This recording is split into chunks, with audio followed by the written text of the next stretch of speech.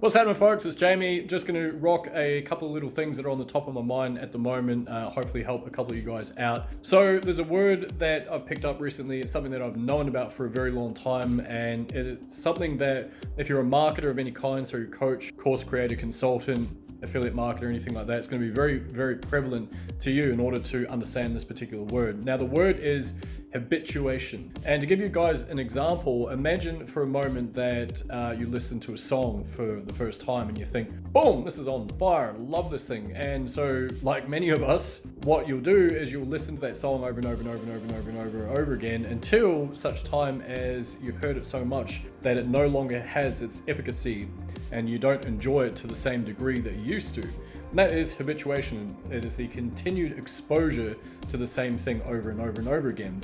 Now, here's something to consider. If you're a marketer and you're putting out an offer and you're putting out whatever it is, your lead magnets, all that type of stuff, what you'll find after a while is that your audience becomes blind to the messaging.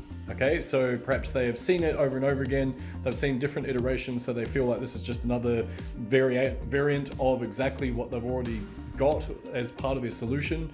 And so what you can do in order to refresh an existing offer is have a look at different angles that you can take in order to perhaps approach from a different perspective. And so what I mean by that is if someone is thinking, okay, cool, this content creation course, for example, and I've seen it over and over and over and over again, you might decide that actually, well, what does good content align with? What does it actually mean if I become good at content? Maybe it means that I'm going to get more leads because they like my content more. Maybe it does a lot of the pre-selling before they even see my offer itself, right? So now you can start to figure out, okay, well, if content is like the front end side of it, then what do we do as part of the actual reason why they want to learn about content? How do we now approach that and create a new hook based on that? Want your leads to fly at you like crazy crows chasing silverware?